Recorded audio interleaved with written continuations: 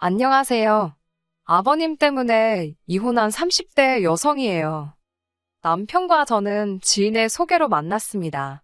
싫은 소리를 잘 못하고 상대방의 입장에서 생각하길 좋아하는 남편은 착해 빠진 사람이었어요. 그런 남편의 성품이 좋아서 결혼을 약속했습니다. 저는 남편과 달리 싫은 건 싫다 좋은 건 좋다 확실히 말을 하는 편이었는데 오히려 그래서 둥글둥글한 성격의 남편에게 땡겼던 것 같아요.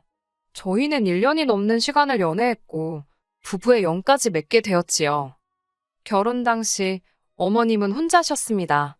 아버님과 이혼이나 사별을 하신 상태는 아니었고 어머님이 아버님을 남편이 대학교를 졸업하던 시기에 내쫓으셨다 들었습니다. 원인은 아버님의 바람이었고 어디 계신지 모른다며 결혼식에도 부르지 않으셨지요. 남편도 이야기를 하면서 몇 번을 쪽팔리다고 했는데 동네에서 장사하는 아주머니랑 바람이 났더랍니다.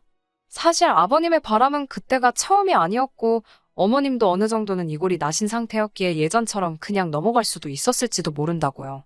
하지만 문제는 예전에는 동네 사람들이 알아차리기 전 어머님이 먼저 알아차리시고 소위 주변 정리를 하셨는데 그때는 동네 사람들이 다 알고 나서 어머님 귀에 아버님이 여자를 만난다는 이야기가 들려왔다대요. 어머님께선 이게 무슨 개망신이냐며 아버님더러 당장 이 집에서 나가라 하셨고 아버님께서도 이제라도 진짜 사랑하는 여자랑 살아보겠다며 진짜로 나가셨다고요. 이후로 몇 년 동안 연락이 없으셨기에 남편은 아버님이 어디서 객사라도 한 줄 알았답니다. 그런데 저와 남편이 식을 올리고 3개월쯤 되었을 무렵 그 아버님께서 집으로 돌아오셨어요. 어머님과 아버님 사이에 어떤 사연이 있는지 거기까지는 저도 잘 모르지만 부부의 연이라는 게 그토록 끊기 어려운 일인가 싶기도 하고 솔직한 마음으론 저런 남자를 왜 다시 받아주시는 거지 싶어서 도저히 이해할 수가 없었지요. 남편도 황당하다는 시기였어요. 몇 년 동안 어디서 소식도 없이 살다가 아무 일도 없었다는 듯이 돌아온 아버님이나 그런 아버님을 받아주신 어머님이나 솔직히 어머님이 아버님과 어떻게 사시든 그건 제 알 바가 아니잖아요.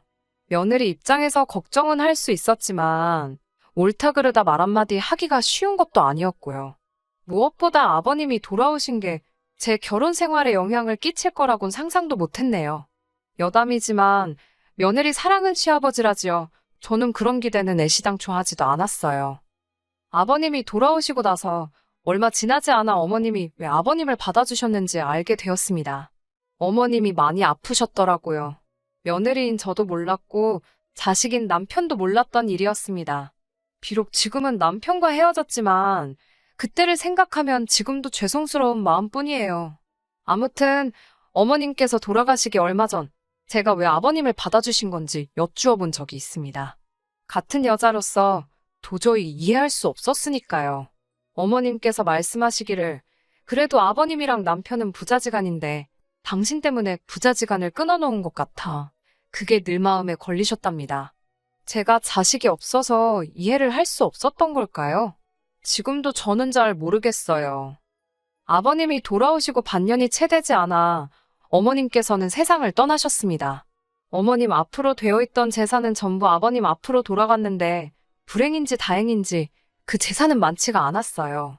남편은 아버님께 그 재산 허투루 날리지 마시고 아껴서 쓰시라 했답니다. 행여 저희한테 뭔가 기대하지는 마시라 했다고요. 그런 남편의 단호한 태도에 솔직히 저는 크게 안심했어요. 행여나 아버님을 모시게 되는 건 아닌지 내심 걱정이 많았거든요. 하지만 피는 물보다 진하다더니 정말 그 말이 딱인가 봅니다. 항상 제 편일 것 같았던 남편은 어느 순간부터 아버님의 불호령 앞에 아무 말도 못하고 무건수행을 하기 시작했어요. 남편이 그렇게 저자세로 나갈수록 아버님은 더 무리한 요구를 해오셨습니다.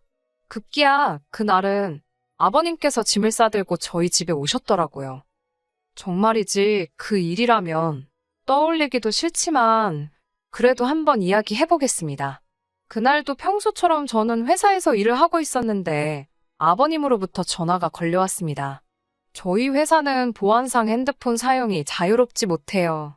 그때도 팀원들과 회의를 하고 있었기 때문에 전화를 받기가 좀 눈치가 보이더라고요. 그래서 문자로 조금 이따 연락드리겠다고 했는데 또 다시 전화가 걸려왔습니다. 견디다 못한 제가 무음으로 돌렸는데도 연거푸 걸려오는 전화가 신경 쓰여 죽겠더군요. 결국 팀원들에게 양해를 구하고 복도로 나와 전화를 받으니 아버님께서 며느리라고 하나 있는 게 시아버지 알기를 개거시기만도 못하게 안다며 다짜고짜 상소리를 내뱉으셨습니다. 당황한 나머지 말도 제대로 안 나가더라고요. 그런 저에게 아버님은 됐고 현관 비밀번호가 뭐냐고 물으셨습니다. 그건 왜 물어보시냐 하니 물어보면 대답이나 하면 되지. 시아버지가 묻는데 왜 네가 다시 질문을 하냐입니다. 제가 비밀번호를 물어보시니까 그런 거 아니냐고. 도대체 왜 물어보시냐니까 됐답니다. 너 아니면 알 방법이 없냐면서 전화를 탁 끊어버리시더라고요. 기분도 나쁘고 걱정도 되고 이어지는 회의 시간에도 도통 집중을 할 수가 없었지요. 퇴근 후 집에 도착했다가 저는 기절하는 줄 알았습니다. 보통 남편보다 제가 1시간 정도 퇴근이 빨라요. 저는 9시 출근, 남편은 10시 출근이라서요. 당연히 저는 평소처럼 빈집을 기대하고 현관문을 열었는데 마음대로 꺾어 신고 다닌 듯한 남자 신발이 현관에 있었습니다. 남편 신발이 아니라는 건 한눈에 알아봤지만 그래도 남편 말고는 올 사람이 없었으니 의아해하면서 집 안으로 들어섰는데 아버님께서 트렁크에 런닝바람으로 거실에 계셨습니다. 황당해하는 저를 보신 아버님께선 너무나 천연덕스럽게 왜 이제 왔냐며 저녁 좀 빨리 차리랍니다. 당신 배고파서 돌아가시기 일보 직전이라나요.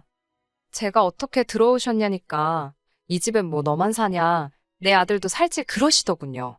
솔직히 남편에게 연락을 하실 거란 생각을 못했던 건 아니지만 남편이 설마 비밀번호를 알려드릴 줄은 생각도 못했기에 너무 당황스러웠습니다. 저는 아버님 눈을 피해 남편에게 전화를 걸었어요. 지금 이게 무슨 상황이냐고 묻자 남편도 한 번에 알아듣고는 일단은 미안하다 하더라고요. 자기도 회사 일 때문에 바쁜데 계속해서 아버님이 전화를 걸어오시고 거기다 욕을 해대시니 방법이 없었다면서요. 남편이 어떤 기분이었을지 제가 모르는 바가 아니라서 일단은 알았다 했습니다. 이미 집안에 들어와 계신 분을 내쫓을 수도 없고. 하지만 환장하겠더라고요. 저희는 맞벌이를 하다 보니 저녁 식사는 간단하게 해결하는 편입니다. 자주 시켜 먹기도 하고 나가서 사 먹기도 하고요. 그렇다 보니 갑자기 오신 아버님을 대접해드릴 만한 메뉴가 있을리 만무했지요. 남편이 오면 외식을 해야겠다 생각하고 저는 저대로 방에 있었습니다. 솔직히 거실에 널브러져 계신 아버님 때문에 제가 있을 곳이 마땅치 않았던 것도 사실이에요. 이런저런 생각으로 머릿속이 복잡한 그때 아버님께서 안방문을 벌컥 여셨습니다. 깜짝 놀란 제가 노크도 안 하시고 문을 열면 어쩌시냐고 한마디 했더니 아버님께선 방에서 뭔짓거리를 하고 있었길래 그러냐면서 너 뭐 이상한 거 보고 있었냐입니다.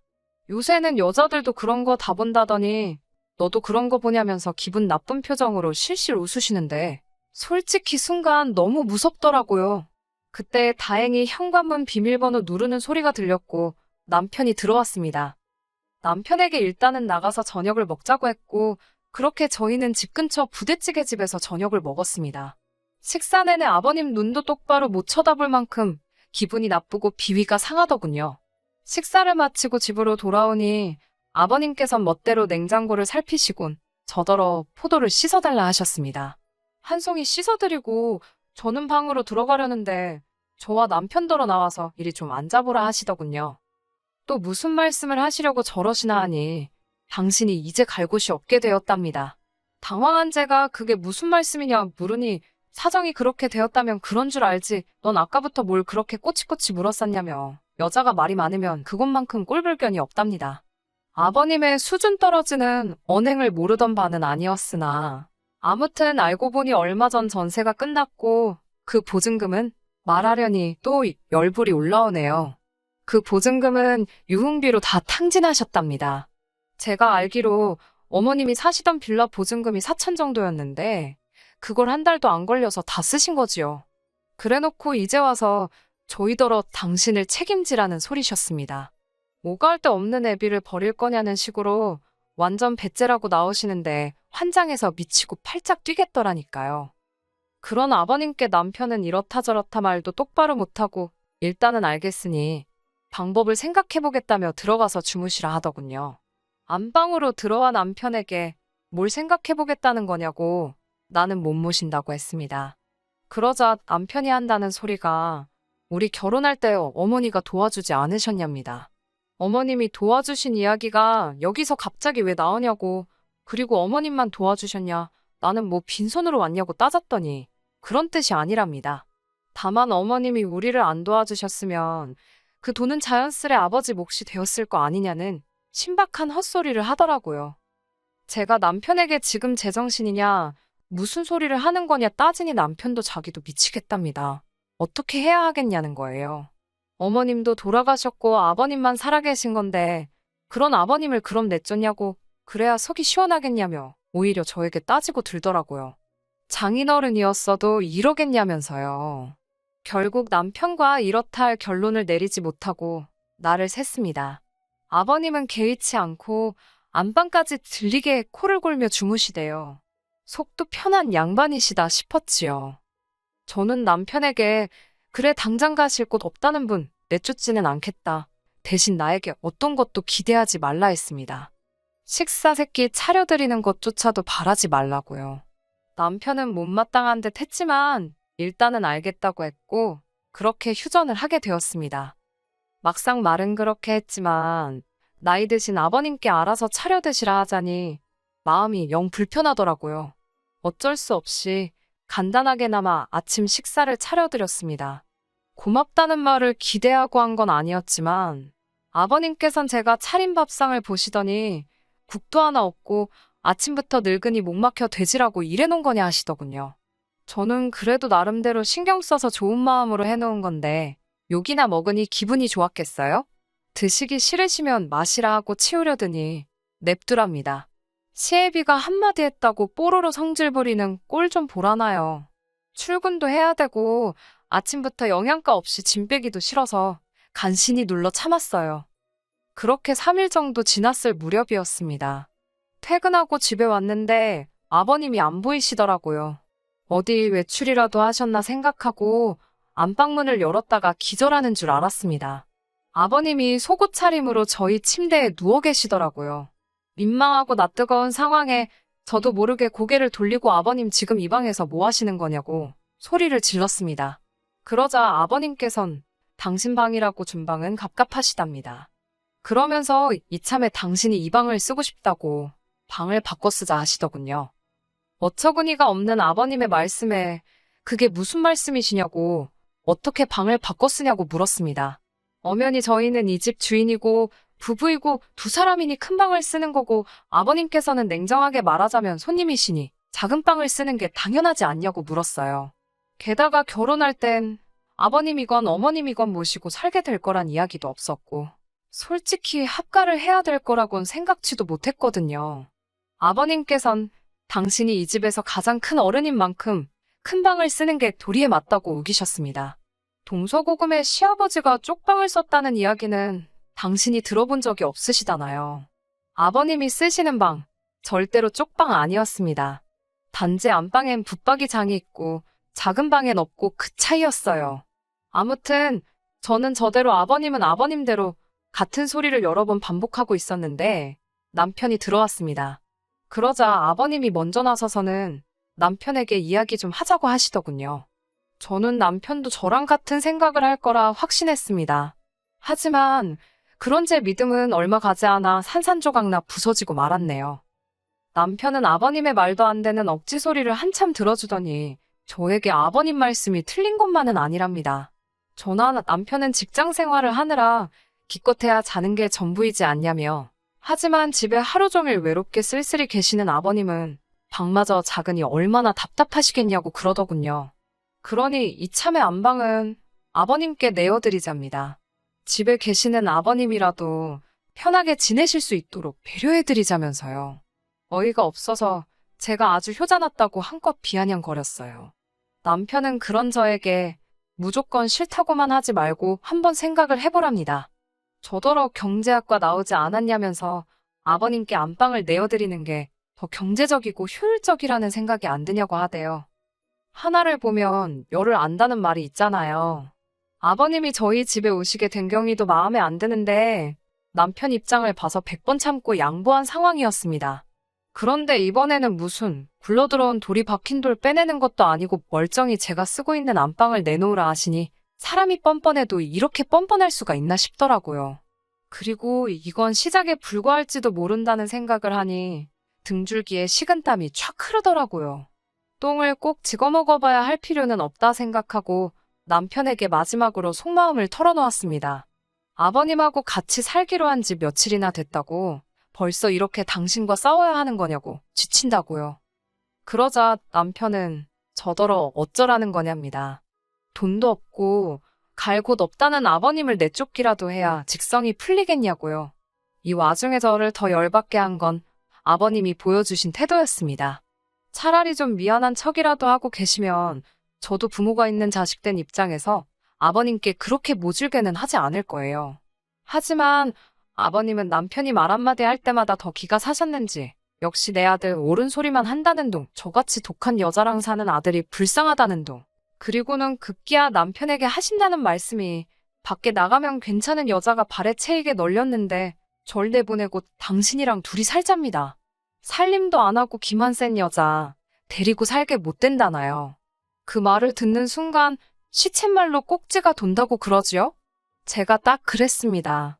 내가 무슨 좋은 꼴을 보겠다고 양보를 해서 아버님을 받아들였는지 분통이 터지더군요. 남편에게 더 말할 것도 없다고 아버님 말씀대로 어디 가서 좋은 여자 있나 한번 찾아보라 했습니다. 이혼하자고 하면서 혹 달린 이혼남에게 어떤 얼빠진 물건이 들러붙을진 모르겠단 말도 잊지 않았고요. 그제서야 남편은 혼자 대신 불쌍한 시아버지가 서운해서 말을 좀 헛하신 건데 그걸 이해를 못해서 이혼 소리까지 하냐며 저더러 너무한다고 어디 지나가는 사람을 붙잡고 물어보라대요. 흔쾌히 그러라 했습니다. 한번 모르는 사람들한테 귀에서 피가 나도록 욕을 먹어야 정신을 차리려나 싶어서요. 하지만 뒤이어 남편이 한다는 소리가 제가 먼저 이혼하자 했으니 제가 유책 배우자라며 위자료를 줘야 한답니다. 저는 제대로 된 상의도 없이 아버님을 신혼집으로 불러들여서 안방까지 내놓으라 하는 네가 유책 배우자지 왜 내가 유책 배우자냐고 따지고 들었어요. 그러면서 제가 법대로 하자고 했네요. 뭐 뒷이야기는 안 해도 아시겠지요. 법대로 해봤자 아니겠어요? 살고 있는 집이야 어차피 전세였고 서울이 아니라 비싸지도 않거든요. 친정부모님이 이 모든 사정을 아시더니 얼마 남지도 않은 계약기간 알아서 살게 두랍니다. 계약은 어차피 제 이름이니 뭐 남편이 마음대로 할 수 있는 것도 없고 남편도 남편대로 알아봤는지 협의 이혼하자고 나오더라고요. 보나마나 아버님이란 혹이 달렸으니 지한테 불리한 상황인 걸 눈치 깐 거지요. 그렇게 예상보다 깔끔하게 갈라섰습니다. 숙려기간이 끝나기 이틀 앞두고 남편이 다시 한번 생각해보면 안 되겠냐고 절 잡던데 감자나 먹으라고 그랬습니다. 팔자에도 없는 자원봉사하며 살게 생겼냐고 앞으로 네 앞가림이나 잘하고 살라고 그러고 헤어졌어요. 제가 정말 독한 여자인지는 모르겠지만 그래도 이만큼 살았던 거 누구 덕인지 아버님 모시고 살면서 몸소 느껴보고 그리고 밤낮으로 후회 속에 살았으면 좋겠네요. 갈라섰으니 더 이상 제가 신경 쓸 일은 아니지만 그 꼬라지 보면 제 속이 조금이나마 후련해질 것 같아서요. 끝까지 들어주셔서 감사합니다. 오늘의 사연은 여기까지입니다. 구독과 좋아요, 알람 설정 부탁드리고 더 좋은 사연으로 다시 찾아뵙겠습니다. 감사합니다.